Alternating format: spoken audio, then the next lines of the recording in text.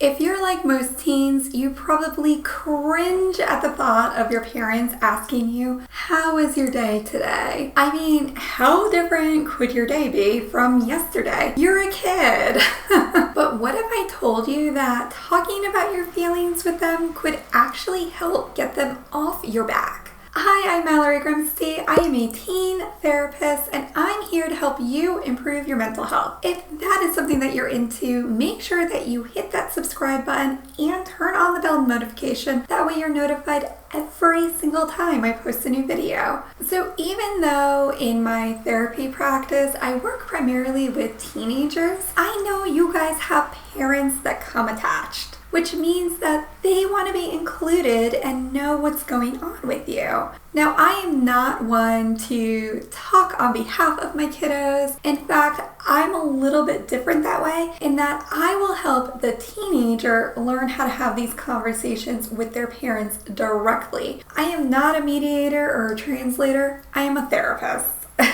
One of the ways that I do this is by incorporating in parent feedback through a variety of different ways. For my individual clients, I actually invite parents to a session once a quarter to talk about what's going on. This is really great because it gives the teen practice talking about what's going on and having these icky, uncomfortable conversations in a place where their parents are ready and willing and able to listen. And if for some reason it goes a little sideways, I'm there as a therapist to jump in and help out. But the cool thing that I've seen is that probably all the teens that I work with start off being really afraid of these meetings because they really care about their parents having a good and positive opinion of them, which is pretty common. I mean, if you love and care about somebody, you want them to only think good things about you. You don't want to stress them out. You don't want to make them angry. You just want things to be feeling good and loving all the time. Well, that's not realistic. Knowing how to talk with each other when there are bumps in the road will actually help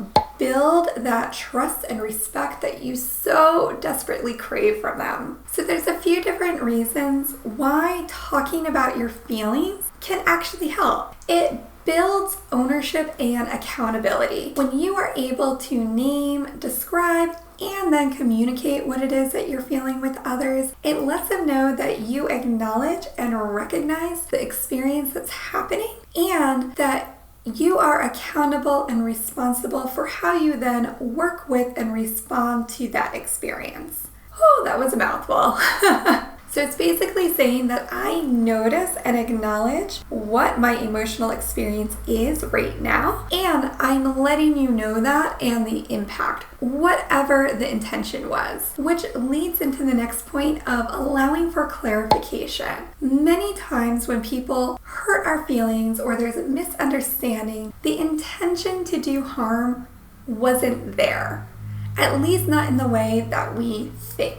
Now, I'm not going to say that's 100% of the time because, of course, there are those people that exist, but the majority of the time, especially when it's somebody like your parents or teacher, the people who really want you to succeed and do well in life, they usually aren't meaning to do wrong by you. So when you can talk about your feelings and the impact of whatever their response or words or attitude had on you and your experience, it then offers up the room for a discussion about what the intention was. So you can clarify whether or not the impact lined up with the intention. And you can do the same in reverse. When you build up that communication and you talk about your feelings, the more that you do it, the easier it becomes. It's just a natural state of talking. And what's cool is that when you talk about your feelings, you